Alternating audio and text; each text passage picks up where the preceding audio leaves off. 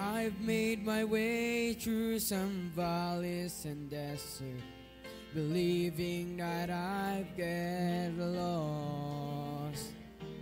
I stood at the foot of what felt like Mount Everest, knowing I had the strength for the climb.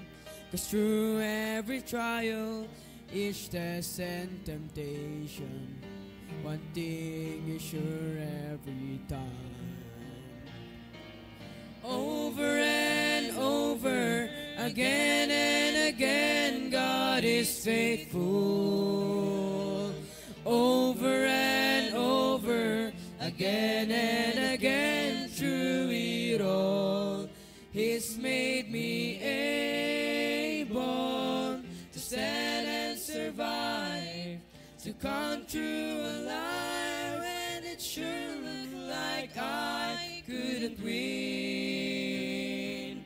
But Jesus is with me, so I'll claim the victory over and over again.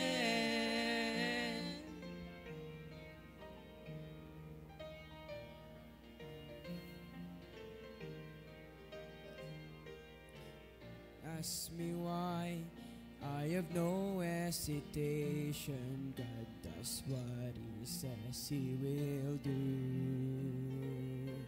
Well, I'll simply say every battle has taught me there's nothing He won't help me through.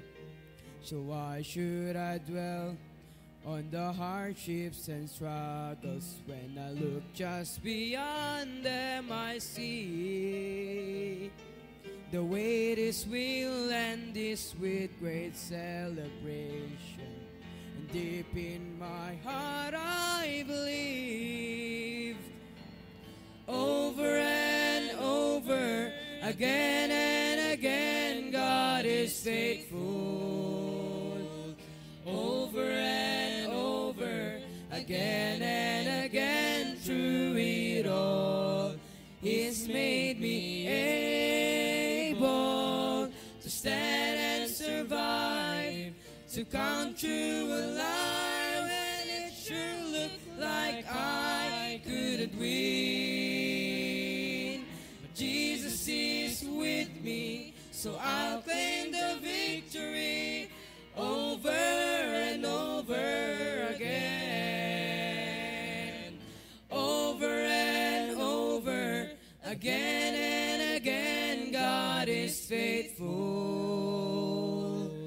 Over and over, again and again, through it all, He's made me able to stand and survive, to come through alive, when it sure looked like I couldn't win. Jesus is with me, so I'll claim the victory over and over again. Jesus is with me, so I'll claim the victory over and over, over and over, over and over again.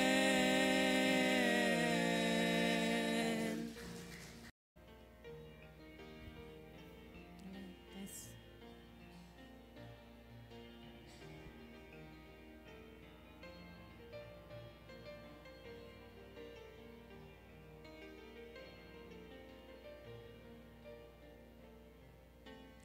It is hard to understand God's purpose in our lives. It is hard to obey the perfect will of God. But all we need to do is to trust Him with all our heart, because God is faithful every time. God is faithful every time. He will never leave you. God is faithful every time. He will now protect you.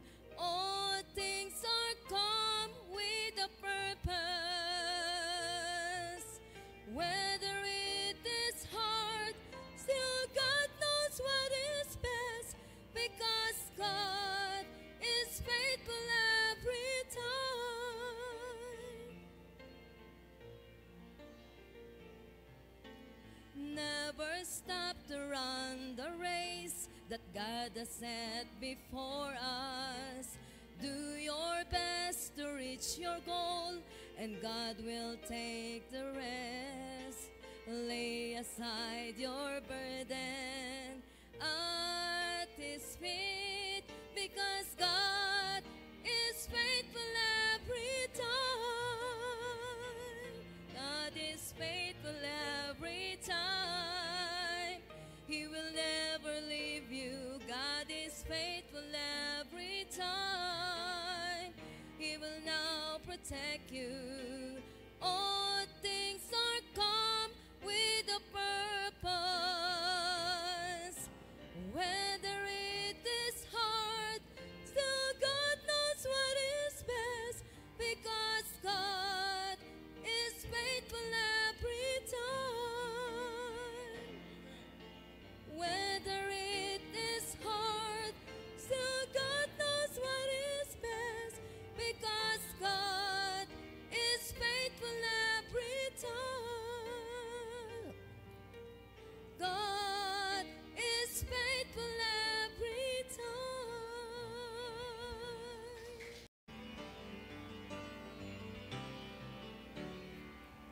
Lately I've been through some testing and trials. Felt like a detour that went on for miles. But standing here now looking back, I can say, Lord, I'm thankful. Some storms I thought I would never survive, but here I am feeling so strong and alive. The darkness is past and the morning is bright, and I'm thankful. Lord, I'm thankful like David after Goliath, like Paul and Silas after the jail. I'm thankful like Daniel after the lions. Lord, I'm thankful. Thankful like Noah back on dry ground. Thankful like Lazarus finally on wood. Every beat of my heart wants to pound. I'm thankful, Lord, I'm thankful.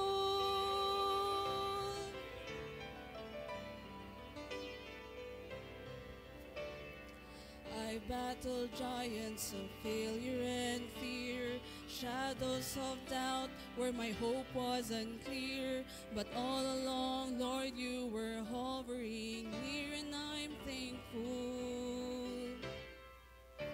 All the seas of my past were a thundering roar that echoed the guilt that I could not ignore. But it's nailed to a cross, and I hear it no more, and I'm thankful. Lord, I'm thankful like David after Goliath, like Paul and Silas after the jail. I'm thankful like Daniel after the lions. Lord, I'm thankful. Thankful like Noah back on dry ground. Thankful like Lazarus finally on wood. Every beat of my heart wants to pound. I'm thankful, Lord, I'm thankful. Thankful like Noah back on dry ground. Thankful like Lazarus finally on wood.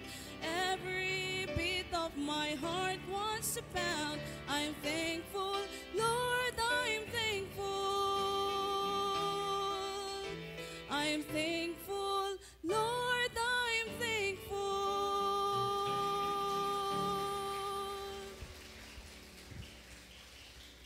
Amen. All right. Good songs we heard. Amen.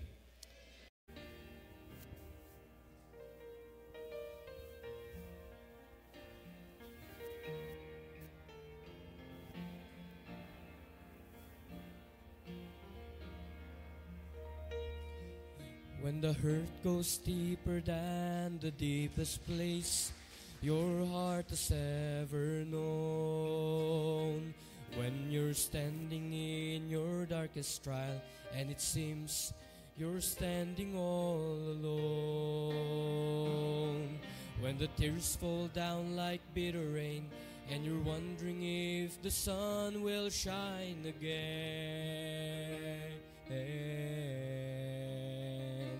In the midst of disappointment, look around, you'll find a faithful friend. He's walked through my darkest valley, shining light upon the lily by the way. He has picked me up and held me when I thought I could not face another day. And when my heart had stopped its singing and my mind was simply searching for an end, I can tell you by experience, I found a faithful friend.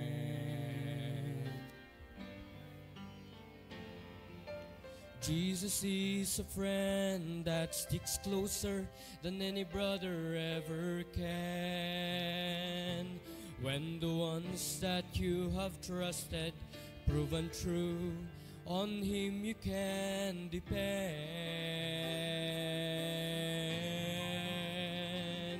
He will never fail or let you down, and His love will help the broken heart to mend.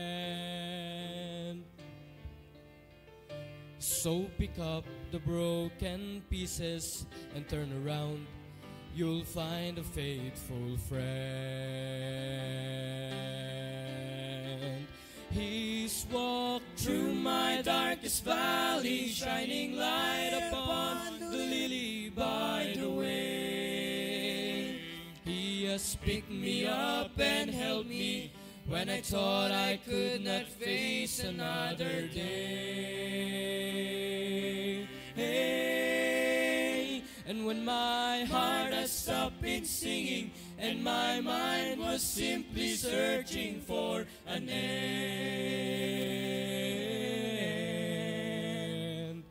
I can tell you by experience, I found a faithful friend. He's walked through my darkest valley, shining light upon the lily by the way. He has picked me up and held me when I thought I could not face another day. And when my heart had stopped its singing and my mind was simply searching for an end,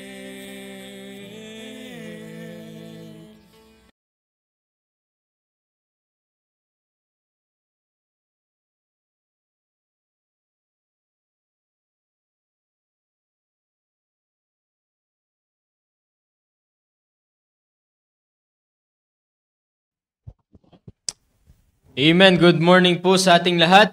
And isang mapagpalang umaga. Isang malamig na umaga po sa atin. Medyo mahirap bumangon. Ngunit salamat sa Panginoon dahil muli ay binigyan po tayo ng lakas ng Diyos. Binigyan tayo ng panibagong buhay. And naniniwala ako na tayo po ay muli nagpapasalamat sa Panginoon. And good morning po sa lahat ng mga live viewers. Ayan, magandang umaga po sa inyo. Ayan, salamat sa inyong patuloy na pagmamahal sa ating programa. Ayan, at salamat po sa mga nakantabay sa ating live. Ayan, salamat po sa inyong presensya. Ayan, at sino yung mga viewers po natin dyan? At para mabati natin, magandang umaga po sa inyo.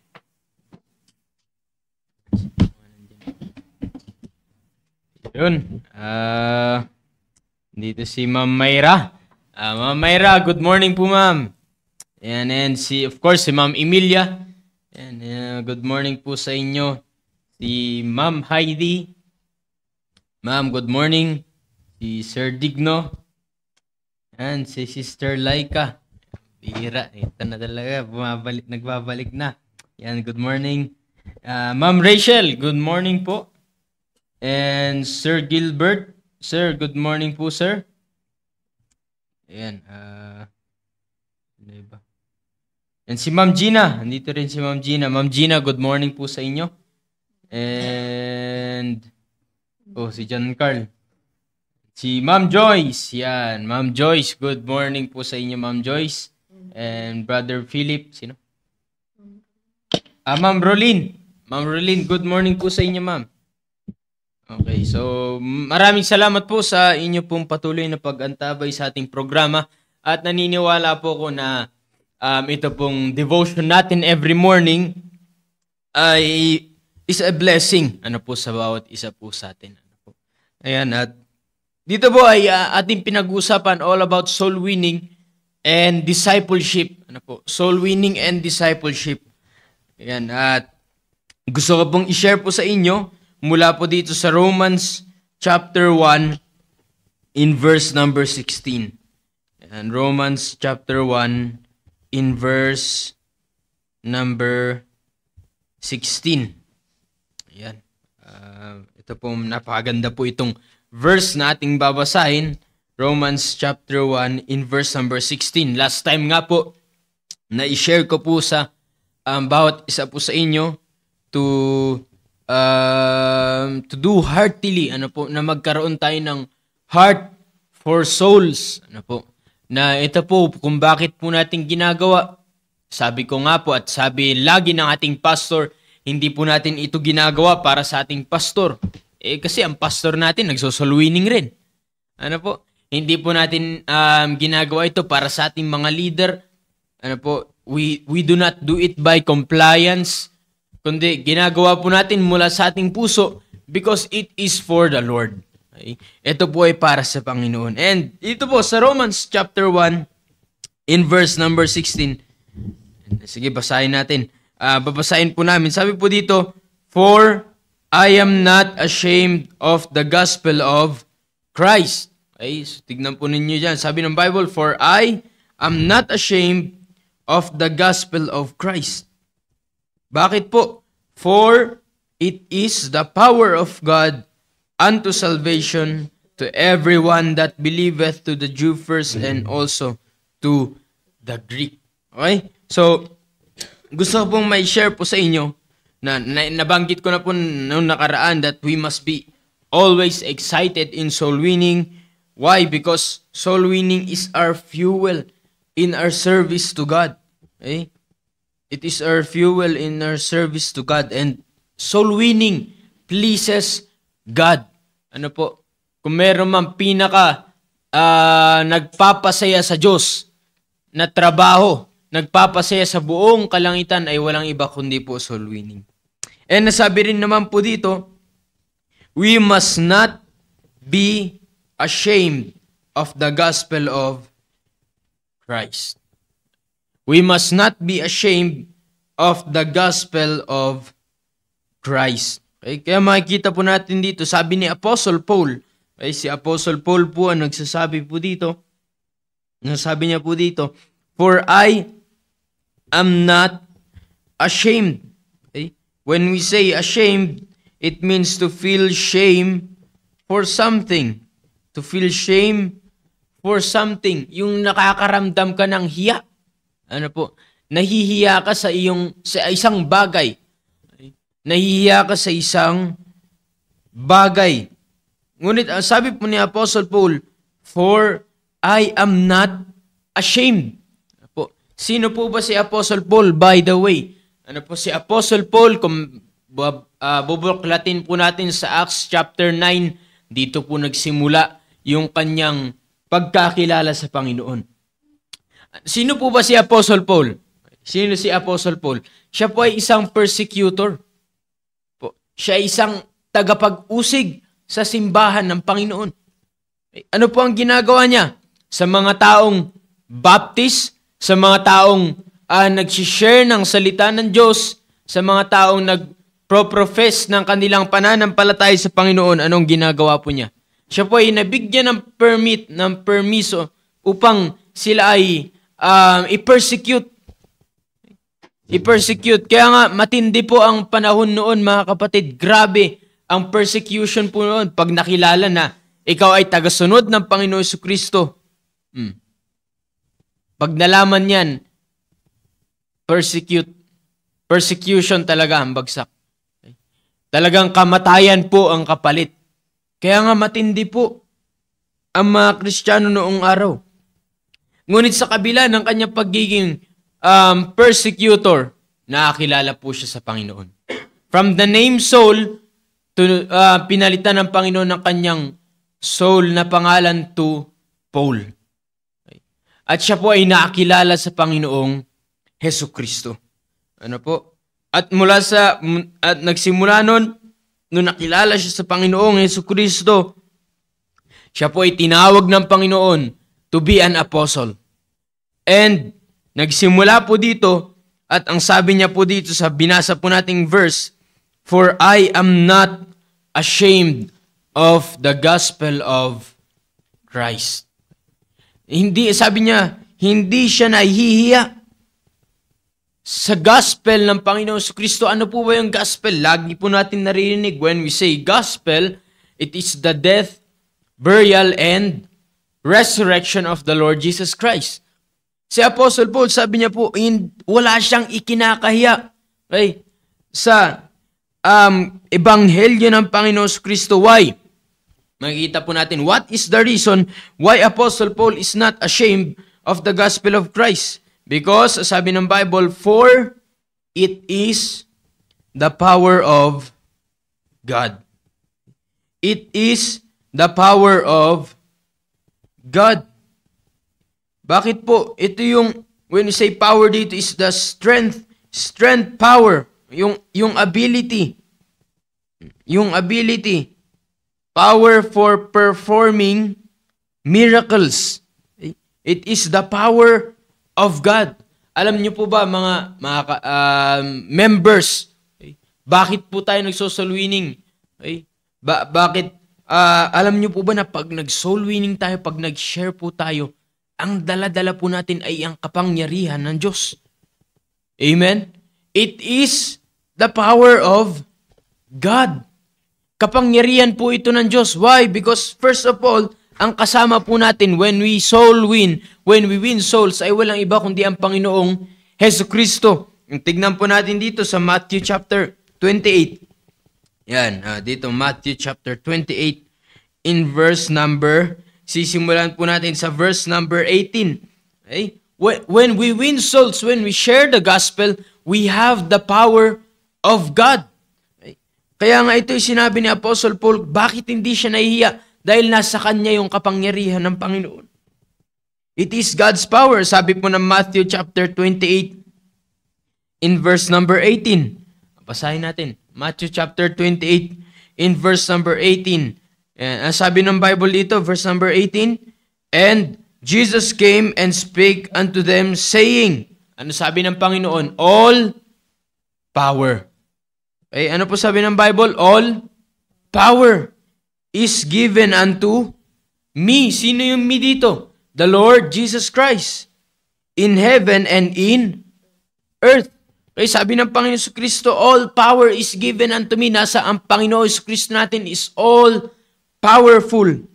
Sabi niya, verse number 19, very familiar. Go ye therefore and teach all nations, baptizing them in the name of the Father, and of the Son, and of the Holy Ghost. Verse 20, teaching them to observe all things whatsoever I have commanded you. At ano yung pangako ng Diyos sa dulo? And, lo, I am with you always. Sino yung I am na sinasabi po dito na with us always? Walang iba kundi ang Panginoon Jesucristo, even unto the end of the world. Amen. Kaya nga sabi ng Panginoon dito, yung kasama natin lagi, maalala niyo po yung verse sa Hebrews, sabi ng Bible, I will never leave thee nor forsake thee. Hindi tayo kailanman iiwan ng Diyos. Hindi tayo kailanman pababayaan ng Diyos. Especially when we go soul winning, nandyan ang presence ng Diyos. Okay? Kaya nga po unang-una, bakit hindi po nahiya si Apostle Paul? Ano po? in sharing the gospel because it is the power of God.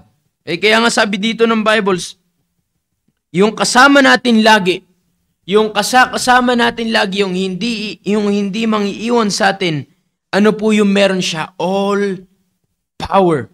Okay? Ang Panginoong Jesucristo na kasama natin lagi, yun nangako sa atin that He will never leave us nor forsake us. He is with us always. Nasa Kanya yung kapangyarihan. Kaya nga, when we win souls, we have the power of God. That's why, wag kang mahiya. Wag kang mahiya. Not only that we have the power of God, but we have the presence of God. Kasama mo ang Diyos lagi. Huwag mo sabihin na, ay, ako lang kasi yung Baptist dito sa aming classroom. Di ba mga high schoolers? Ako lang kasi yung Baptist dito sa classroom, kaya medyo nahihiya ako. If you have the Lord Jesus Christ, you have the presence of God. Kasama mo ang Panginoon lagi. Kung totoong tinanggap mo ang Panginoon Kristo, kasama mo ang Diyos. Hindi lang yung presensya ng Diyos ay kasama mo, but you have the power of God when we win souls. Kaya nga po sabi ng Bible, be not ashamed. Huwag kang mahiya na ibahagi ang Panginoong Hesus Kristo. For it is the power of God unto salvation. It is the power of God unto salvation. Kapangyarihan ng Diyos ang nasa sa atin. Bakit? Ang kapangyarihan ng Diyos ay nakakapagbago ng buhay. Sabi ng Bible, it is the power of God unto salvation. Kaya nga, ano nangyari? Tignan ninyo, mga high schoolers, makinig kayo, mga kapwa kayang people, and same as to the members, ano po nangyari pag nag-share tayo? Share tayo, syempre hindi natin kilala yung share natin. Alam nyo po ba na hindi madali yung lalapitan mo yung taong hindi mo hindi mo kilala? At yung soul winning natin is confrontational. Hindi madali yun. Pero tandaan po ninyo, bakit natin nagagawa yan? Because of the presence of God. Because of the power of God. Kapangyarihan po ng Diyos yan. Yung meron kang tapang na lumapit at maibahagi ang magpakilala. Sabihin natin, ako po ay taga-Christian Bible Baptist Church. At ako po ay magbabagi sa inyo na salita ng Diyos. Alam niyo po ba na it takes, kailangan natin na wala kang hiya pagdating sa soul winning. Kaya nga, at kapangyarihan po yan ng Diyos. Tapos na-share natin, na-ibahagi natin, at yung marinig natin na tumanggap sila sa Panginoon Kristo, tandaan po natin, yan ay kapangyarihan ng Diyos. Tandaan po natin, hindi po tayo ang nagliligtas. Hindi po tayo ang nagliligtas. Hindi po tayo ang nagbabago ng buhay. Kundi ginagamit lamang po tayo ng Diyos upang ibahagi ang ebanghelyo ng Diyos. Kaya nga hindi po ba maliwanag na kapangyarihan po yan ng Diyos? Katulad ni Apostle Paul, ano po siya noon? Persecutor, manguusig. Pero nung siya po ay nakakilala sa Panginoong Jesucristo, nabago ang kanyang buhay. Bakit po? Dahil ba magaling yung nag-share? Dahil matalino yung nag-share? Hindi po. Kundi dahil sa kapangyarihan ng Diyos na nakakapagbago ng buhay. That's why, be a soul winner and be used by God. And be used by God na makikita ng mga tao, mga kapatid, yung kapangyarihan ng Diyos sa iyong buhay na mula sa iyo ay mababago yung kanilang buhay. Bakit? Ginamit ka ng Diyos upang ibahagi ang ebanghelyo ng Panginoon na tanging nakakapagbago ng buhay. Kaya nga mga high schoolers, be not ashamed in soul winning. Ngayon, may pasok na. Ang tanong ko ay, nasharean nyo na ba yung buong klase nyo? Nakapag-share na ba kayo sa inyong mga classmates? Bakit yung iba hindi pa? Nahihiya. Nahihiya. Nakakapag-share ka ba sa inyong mga schoolmates? Na-share mo na yung buong classroom ninyo, classmates mo. Nakakapag-share ka ba sa iyong sa mga ka-schoolmates mo? 'Di ba? Bakit nahihiya ka pa rin? Dapat hindi tayo mahiya. Why? Because it is the power of God.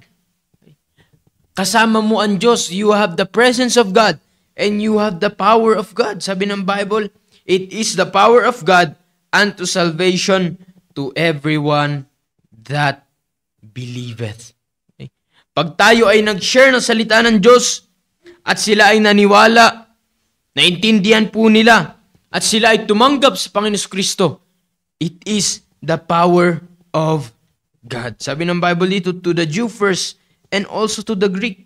Kaya nga, kahit sino pa yan, mayaman man po yan o mahirap, mataas yung pinag-aralan o hindi, kinakailangan yan ng salita ng Diyos. Kinakailangan yan ng ebanghelyo ng Panginoon. That's why, huwag kang mahiya na ibahagi ang salita ng Diyos. Naranasan nyo na po ba na nag-aalangan kang sharean? Diba? Nag-aalangan kang sharean. Bakit? Parang hindi makikinig eh.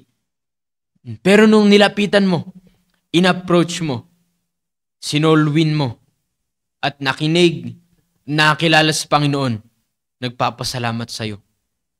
Di po ba? Naranasan nyo na po ba yan? Alam nyo po ba na yan ay kapangyarihan ng Diyos? To everyone that believeth, sabi ng Biblia. Makikita mo yung kapangyarihan ng Diyos. That's why, be not ashamed. Why? Because it is God's power. And we have the presence of God. We have the presence of God unto salvation.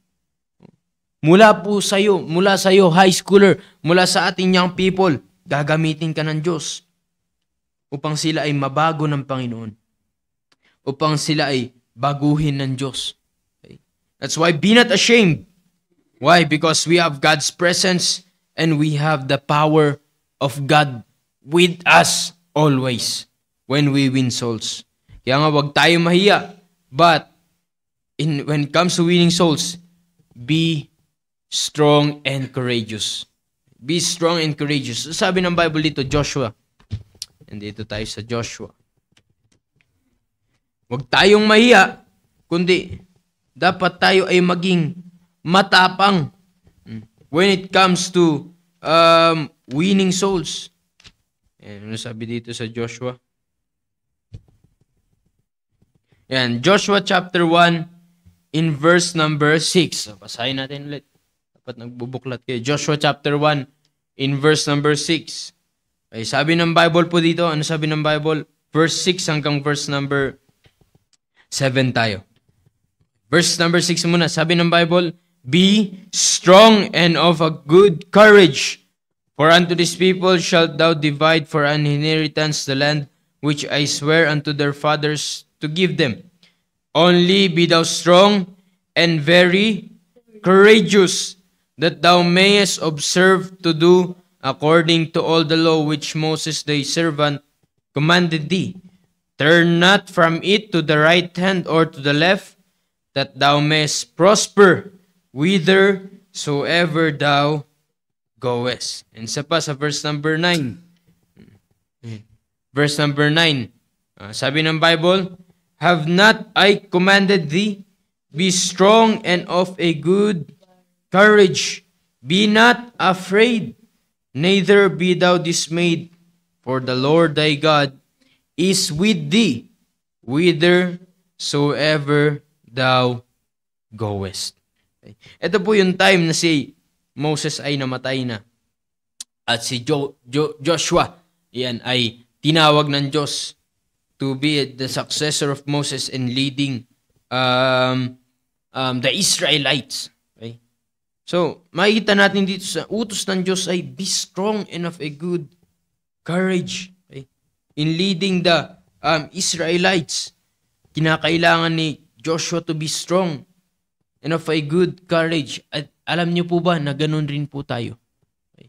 Ganun rin po tayo sa ating Christian life. Si Joshua, nililid niya yung mga Israelites to the promised land. Kaya nga sabi ng Panginoon, be strong.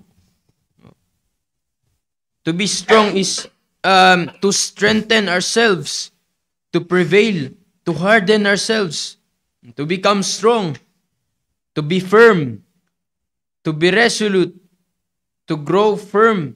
Yan ay ibig sabihin ng strong. To be strong. Maging malakas ka, maging matibay ka. Alam niyo po ba na pagdating soul winning, kinakailangan maging matibay ka? Kinakailangan maging malakas ka? Bakit? Maraming tao na kapag nag-share ka, lolokohin ka. Diba? Pag lumapit ka, ano na naman yung sinishare ninyo? O, diba? O, yung iba ay tatanungin, may pera ba dyan? O, pera ba yan? O, bakit kayo nagsishare ng ganyan? Hindi po lahat ay pabor sa ating ginagawa para sa Panginoon. Lalo na soul winning. Kakatok tayo. Ano sasabihin? Istorbo. O, istorbo kayo. O. Pero bakit? Dahil ba dun ay manghihina na tayo? Dahil po ba dun ay titigil na po tayo? No. Pag tayo po ay, when we win souls, okay, hindi lahat ay pabor sa atin, but because we have God's presence and we have God's power, we must not be ashamed. Kinakailangan hindi tayo mahiya, but we have to be strong. Maging matibay ka. Maging malakas ka. And not only to be strong, but to be, sabi ng Bible, be strong and of a good courage. When we say, meron kang courage, okay, to be courageous, it means to be brave, to be solid, to be hard. Ibig sabihin nun, ng courage, dapat matapang ka. Dapat maging matapang ka. Dapat maging matibay tayo para sa Panginoon. That's why, when we win souls, we must not be ashamed, but we have to be strong. We have to be of a good courage. Dapat maging malakas tayo. Dapat maging matibay tayo. Maging matapang tayo when we win souls. Dapat makita yung katapangan natin when we win souls, at dapat hindi tayo mahihiya. Palitan natin yung ating pagiging mahiyain in soul winning ng katapangan para sa Panginoon. Lahat po tayo ay nagsimula sa nahihiya tayo sa pag-share. Pero hanggang ganun na lamang po ba tayo? Matagal ka na dito sa simbahan, high schooler, mga kapwa kayang people, matagal ka na dito sa church, bakit nahihiya ka pa rin para mag-share? Diba? Naniniwala ka ba na nasa iyo ang Panginoong Kristo? Do you believe that you have God's presence? Do you believe that you have the power of God? O kung ganun, ay dapat huwag kang mahiya. Kundi dapat maging matibay ka, maging matapang ka pagdating sa pag-soul winning, pagdating sa pag-share ng Panginoong Jesucristo. Kaya nga sabi ko nga po sa inyo, hindi po lahat ay sang-ayon sa atin. Mga ngatok tayo ng bahay para mag-share. Yung iba ay babagsakan ka ng pinto. Ayaw makinig. Sasabihin ka na istorbo. Sasabihan ka na nagsasayang ka ng oras. Pero hindi po dapat tayong titigil dyan. Hindi po dapat tayo titigil dyan. Dapat hindi tayo manghihina. Dapat maging matibay tayo. Hindi man makikinig ang karamihan. Ngunit sipagan natin, huwag tayong mahiya, maging matibay tayo. At bibigyan pa rin tayo ng Diyos ng masyashare natin na makakilala para sa Panginoon. Kaya nga huwag tayong mahiya. Diba? Mga high schoolers, mga kapwa people, bakit pagdating sa maling gawain hindi tayo nahihiya? Diba? Bakit pagdating sa maling gawain hindi tayo nahihiya? Diba? Bakit pag hindi ka nagsimba, hindi ka nahihiya? Diba? Bakit pag hindi ka nag-soul winning ay hindi ka nahihiya? Bakit pagdating sa mga gawain na hindi maka-Diyos, bakit hindi ka nahihiya? Pero pagdating sa soul winning, nahihiya ka. Diba? Ano ba ang dapat hindi natin ikahiya? Yung para sa Diyos o yung para sa sanlibutan? Diba? Mga high schoolers, diba? Bakit pag nagmura ka sa school, hindi ka nahihiya? Diba? Pag hindi ka nagdamit na maayos, ay bakit hindi ka nahihiya? Pero bakit pagdating sa soul winning, nahihiya kang gawin? Diba? Saan ba ang tama dyan? Saan ba yung para sa Panginoon dyan? Diba? Oh. Pag ginawa mo ba itong pangsanlibutan na ito, nakasama mo ba ang Diyos? Nandyan ba yung presensya ng Panginoon? Of course, wala. Diba? Pero pag soul winning, ang sabi ng Panginoon, we have the presence of God. Kasama mo ang Diyos dyan. You have the power of God. Dalan mo ang kapangyarihan ng Diyos. Diba? Ngunit bakit nahihiya kang gawin ang para sa Panginoon at yung hindi para sa Panginoon, yun yung matapang kang gawin. Diba? Kaya nga dapat, kung saan po yun para sa Panginoon, dapat dyan po tayo maging matapang. Dyan po tayo maging matibay. Yan po yung hindi mo dapat ikinakahiya. My fellow young people, dapat hindi mo ikahiya yan. Kundi sabi ng Bible, be strong. Be courageous. Lalaitin ka ng mundo, normal yun. Pero ang hindi normal kung tayo ay nagpadala sa panlalait ng sanlibutan. Ang hindi normal ay yung tayo ay magpapadala sa pangungutya ng mga taong walang Kristo. Kaya nga sabi ng Bible, be not ashamed. Huwag kang mahiya sa paghahayag ng salita ng Diyos. Huwag tayong mahiya when we win souls. Again, brethren, we have God's presence. We have the power of God. Kaya nga sabi po dito, Philippians chapter 1 in verse number 20. Open our Bibles in Philippians chapter 1 in verse number 20. Sabi ng Bible dito, according to my earnest expectation and my hope, that in nothing I shall be ashamed, but that with all boldness, as always, so now also Christ shall be magnified in my body, whether it be by life or by death. Okay? So sabi ni Apostle Paul, hindi siya nahihiya, kundi siya ay nandun yung kanyang katapakan. Kahit pa kamatayan ang kapalit, ang sabi niya. Kahit pa ang kanyang buhay ang kapalit, kahit pa hanggang kamatayan, ay hindi siya mahihiyang ibahagi ang ebanghelyo ng Panginoon. Hindi siya mahihiya na ipakilala ang Panginoong Kristo. Kaya nga, ganun rin tayo. Ganun rin po tayo pag sinabi mo ulit na kilala mo ang Panginoong Kristo, nasa iyo ang Panginoong Kristo, tinanggap mo ang Panginoong Kristo, kinakailangan, huwag mong ikahiya ang Panginoong Kristo na tinanggap mo. You have to share. You have to win souls. In 2 Timothy chapter 1, in verse number 12. 1:8 muna tayo. 2 Timothy chapter 1 in verse number 8. Tapos basahin mo pong yung verse number 12.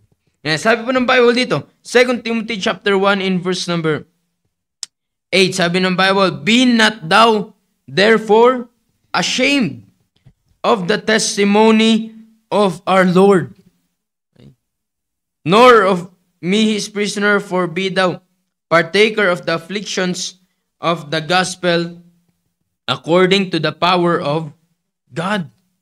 Sabi ni Apostle Paul, be not ashamed of the testimony of the Lord. Huwag mo ikahiya. Huwag kang mahiya. Sa pagpapakilala sa Panginoon Kristo. Verse number 12. Ano sabi ng Bible dyan pong? Verse number 12. 2 Timothy chapter 1 verse 12. For which cause I also suffer these things, nevertheless I am not ashamed, for I know whom I have believed it, and I am persuaded that he is able to keep that which I committed unto him against that. Yun. Sabi ni Apostle Paul, I am not ashamed. Diba? May kita niyo po yun? Hindi siya nahihiya. Sabi niya, for I know whom I have believed. Kilala niya yung kanyang pinapaniwalaan. Alam niya na meron siyang Kristo, kasama niya ang Panginoon.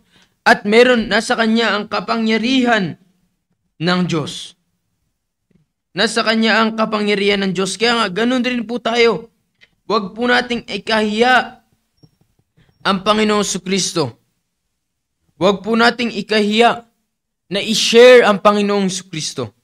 Basahin niyo yung 1 Peter chapter 4 in verse number 16. Again, we must not be ashamed, kundi yung pagiging mahiyain natin, palitan natin ng being strong and courageous. Palitan natin ng pagiging matibay, pagiging malakas, at pagiging matapang sa pag-share ng Panginoon Kristo. 1 Peter chapter 4 in verse number 16. 1 Peter chapter 4 in verse number 16. Yan, ano sabi ng Bible? Sige. Ready, read. Yet, if any man suffer as a Christian, Let him not be ashamed, but let him glorify God on his behalf. Okay? Sabi po dito, yet if any man suffer as a Christian, pag sinasabi mo na ikaw ay isang Kristiyano, nasa iyo ang Panginoon Kristo ulit. Tandaan natin, hindi lahat ay isang ayon sa atin. Merong persecution, maraming hindi gusto sa ating ginagawa. Ngunit ano sabi ng Bible dito? If you are a Christian, let him not be ashamed. Huwag kang mahiya, but let him glorify God on his behalf. Kundi kinakailangan, mapasaya mo ang Panginoon. Okay. Dapat makilala ang Panginoon mula sa iyong sarili. At paano ba natin ipinapakilala ang Panginoon Kristo? Paano natin pinapasaya ang Diyos? Paano natin pinapakilala? When we win souls. Kaya nga again, mga high schoolers, mga kapwa ko young people, huwag tayong mahiya sa paghahayag ng ebanghelyo ng Diyos. Okay? Be not ashamed, but be strong and courageous para sa Panginoon. Huwag mong ikahiya ang Panginoong Hesukristo. Huwag mong ikahiya ang Panginoong Kristo. Bakit? Ito, last verse po na babasahin natin. Ito, sabi ng Panginoon ito sa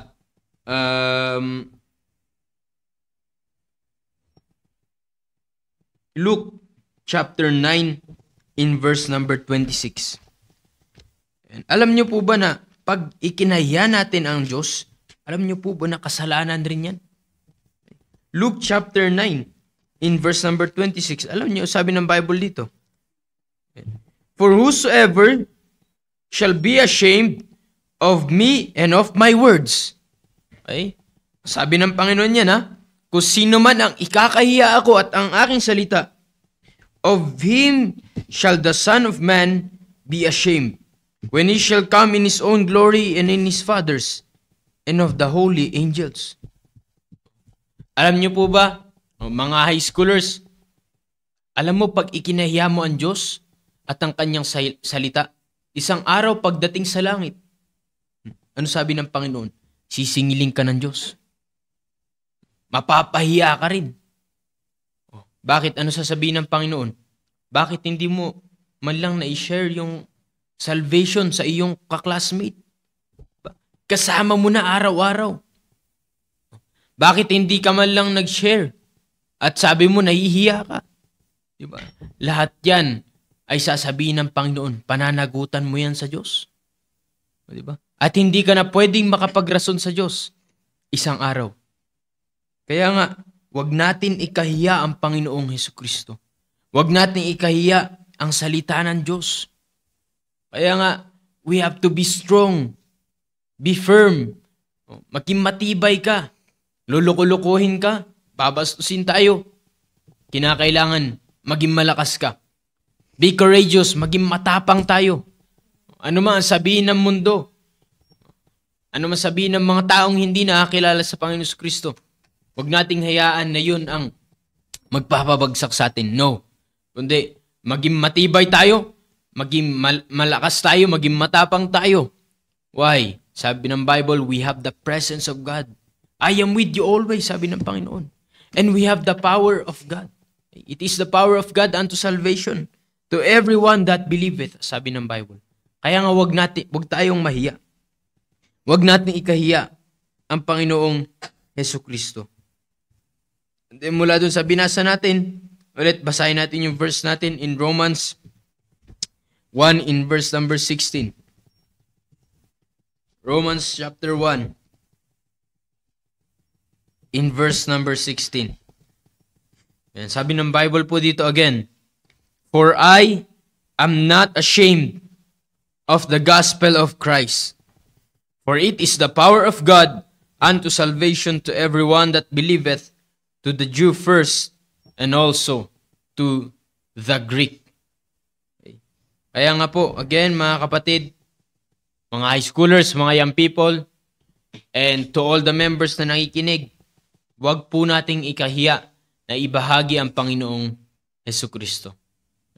Kung totoo po, tinanggap natin ang Panginoong Hesukristo, wag tayong mahiya na ibahagi sa iba yung tinanggap natin ng Panginoong Hesukristo. Kung tayo rin, di po ba? Kung nahiya rin yung nag-share sa atin, makakakilala ka kaya sa Panginoon? Di ba? Kung nahiya yung nag-share sa atin, paano tayo makakilala sa Panginoon? Paano po magbabago ang ating buhay? Ngunit dahil merong naging matapang, naging masipag, naging matibay sa soul winning, nakakilala tayo sa Panginoon. Hindi nahiya sa soul winning, nakakilala tayo sa Panginoon. So, ganun din po tayo. Mga schooler, sa classroom ninyo, mag-isa mo lang na baptist dyan. Magpakilala ka. Na taga Christian Bible Baptist Church, PMA po ako, magbabahagi po ako ng salita ng Diyos. Ano nakakaya doon? Salita ng Diyos yan. Di ba? Sa mga ka-schoolmates mo, mag-share ka ng salita ng Diyos. Ganun rin po to all the members. May pagkakataon, hanggat may pagkakataon, be used by God in soul winning. Okay. Again, anong nakakahiya doon kung kasama mo ang Diyos? Anong nakakahiya doon kung nasa iyo ang kapangyarihan ng Diyos? That's why sabi ng Bible, be not ashamed, but be strong and be courageous. Why? Because we have the presence of God. Kailanman kasama natin ang Diyos. Kailanman hindi tayo iiwan. Nasaan man tayo, mag-isa man tayo physically, pero tandaan natin, kasama natin ang Diyos. And we have the power of God. Kapangyarihan ng Diyos ang ating daladala. Mukhang hindi makikinig. Pero wag natin piliin. Makapangyarihan Diyos natin. Kaya magbago ng buhay. Ano mang itsura yan. Diba? Minsan pinipili natin pag medyo maayos itsura, yun yung share natin. Pero pag pangit, ayaw na siya sharean. Diba? Hindi dapat gano'n pag soul winning. Sino man yan, ano mang katayuan yan ng buhay, kundi salita ng Diyos ang dala natin, ito'y nakakapagbago ng buhay, may kapangyarihan ng Diyos dito, i-share natin ang Panginoon Kristo. Amen? So wag po tayong mahiya when it comes to soul winning. And mula dun sa ating mga nasharan, i-invite natin sila dito, mababaptize, i-disciple natin, at dito magsisimula yung kanilang pagbabago ng buhay. Hindi ba? Ikaw ay ginamit ng Diyos. Bakit hindi ka nahiya na mag-share ng salita ng Diyos? Okay. So, I hope ako po ay naging blessing sa inyo. Maraming salamat po sa inyong patuloy na pakikinig. And merong comment dito. Gusto ko lamang basahin yung comment. Pinumula.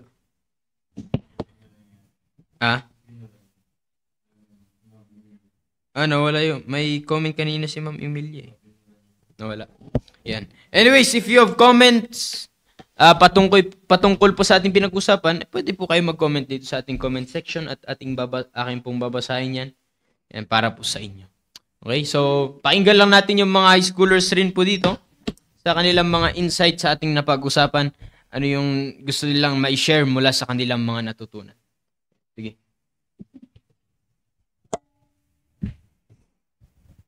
Good morning po. Yung natutunan ko po ay dapat po lagi po nating tandaan na dapat hindi po tayo mahiya sa pag-share ng gospel.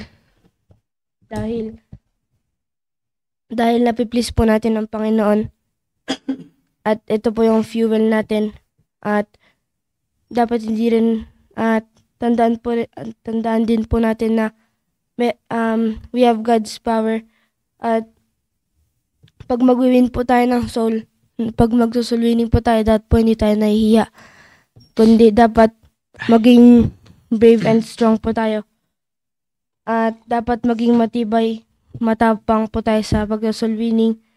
At dapat wag po natin ikahiya yung ginagawa natin para sa Panginoon, kundi dapat ang ikahiya pa natin yung mali na hindi natin, yung mali na ginagawa natin na hindi na pupuri ang Panginoon. At yun lang po. Good morning po sa atin lahat. Ang natutunan ko po ay wag po tayo mahiya. I-share natin yung gospel sa ating mga kaklase. And encourage po natin sila na mag-share po encourage po natin sila sa simbahan. Good morning po sa ating lahat. Ang natutunan ko po ay huwag tayong mahiya magbahagi ng kaligtasan sa tao at ang salita ng Diyos ay nagpapabago ng buhay ng tao. At dapat maging matibay tayo at maging matapang tayo sa pagbibahagi ng salita ng Diyos. At yun lang po. Mula po sa ating lahat na natutunan ko po ay we must not be ashamed in the gospel of Christ because it is the power of God. At you have the power of God when you share the gospel. And be brave and strong in sharing the gospel. At kapag ang suot mo ay hindi pang Panginoon, dapat yun ang ikahiya mo. At yun lang po.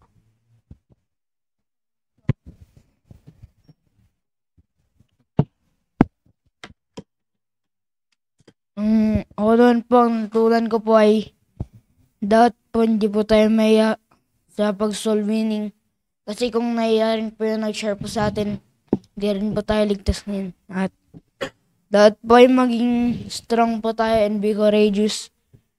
Kasi isa rin po yan ng paraan ng pagpiplease sa Diyos.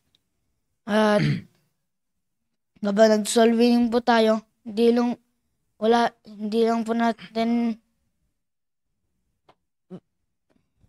ang meron po sa atin ay hindi lang po power ng Diyos, kundi yung presensya rin po ng Diyos. Amen. Amen. Maraming salamat sa inyong mga natutunan na yan. Naniniwala po ako na ganun rin po sa atin, tayo po mga nakinig, ay meron din po tayo natanggap na blessing mula sa Panginoon. Po. At tignan mo nga po sino yung hindi natin nabati dyan at batiin lang natin. Si Ma'am Beth. Yan, si Ma'am Beth. Ma'am, good morning po, ma'am. Yan, si Ma'am Ritz. Yan, good morning po. Si Kitli. Kitli. Yan, good morning, Kitli. Yan, dapat nga itong kayo mga leaders ng high schooler, dapat nakikinig kayo unang-una. Yan, si Kitli lang nandirito eh. Good morning, Kitli. Yan, sino pa yung nandito? Of course, yung mga lagi nandirito na. Nawala na yung comments.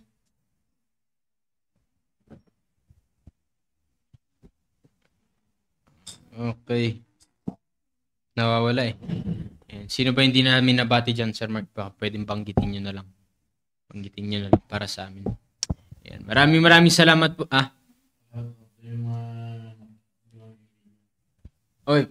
Shout out po sa mga natag ni Ma'am Emilia. Ayan, kung nakikinig po kayo, ay maraming salamat po.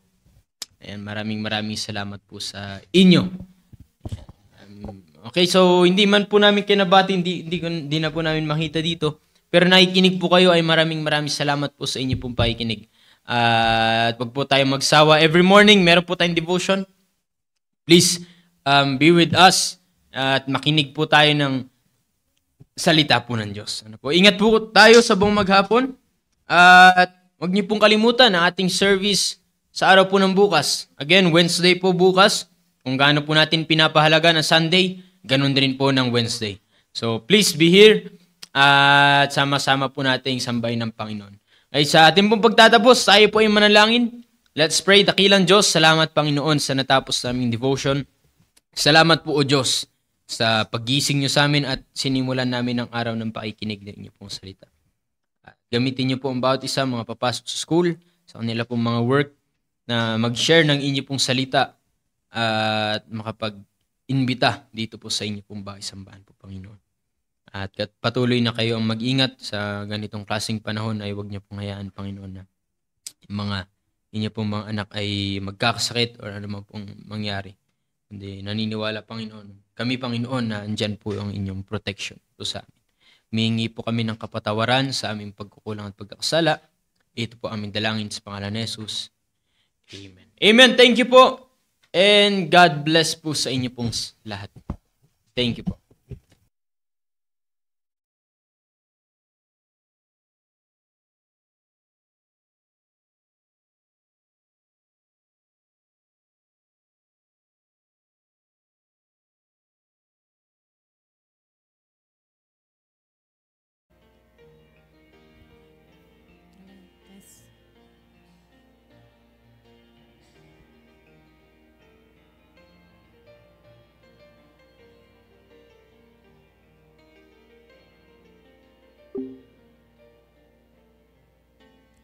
It is hard to understand God's purpose in our lives.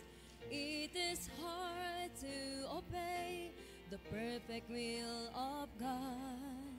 But all we need to do is to trust Him with all our heart, because God is faithful every time. God is faithful every time. He will never leave you. God is faithful every time. He will now protect you. All things are come with a purpose. Whether it is hard, still God knows what is best, because God is faithful every time.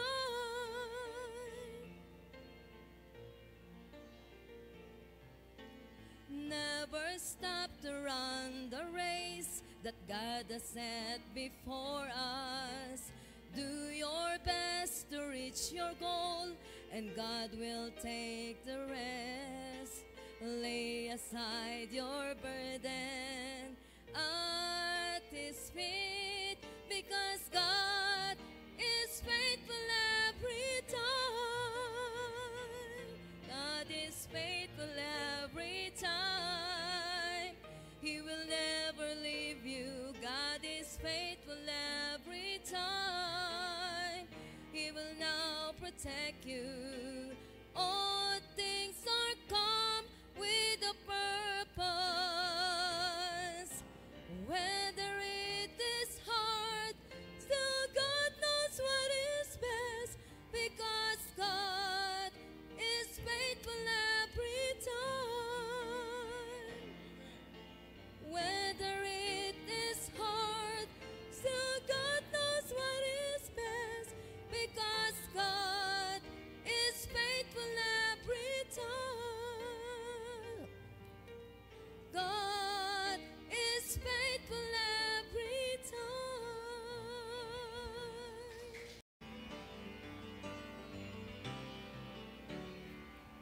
Lately I've been through some testing and trials. Felt like a detour that went on for miles. But standing here now looking back, I can say, Lord, I'm thankful. Some storms I thought I would never survive, but here I am feeling so strong and alive. The darkness is past and the morning is bright, and I'm thankful. Lord, I'm thankful like David after Goliath, like Paul and Silas after the jail.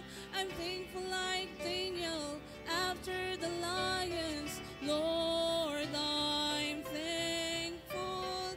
Thankful like Noah back on dry ground. Thankful like Lazarus finally unwound. Every beat of my heart wants to pound. I'm thankful, Lord, I'm thankful.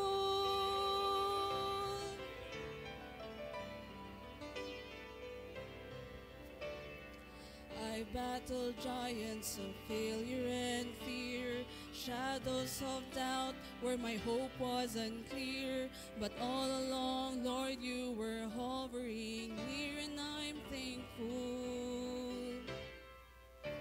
All the seas of my past were a thundering roar that echoed the guilt that I could not ignore. But it's nailed to a cross, and I hear it no more, and I'm thankful. Lord, I'm thankful like David after Goliath, like Paul and Silas after the jail. I'm thankful like Daniel after the lions. Lord, I'm thankful. Thankful like Noah back on dry ground. Thankful like Lazarus finally on wood. Every beat of my heart wants to pound. I'm thankful, Lord, I'm thankful. Thankful like Noah back on dry ground. Thankful like Lazarus finally on wood. Every beat of my heart wants to pound. I'm thankful, Lord, I'm thankful. I'm thankful, Lord, I'm thankful.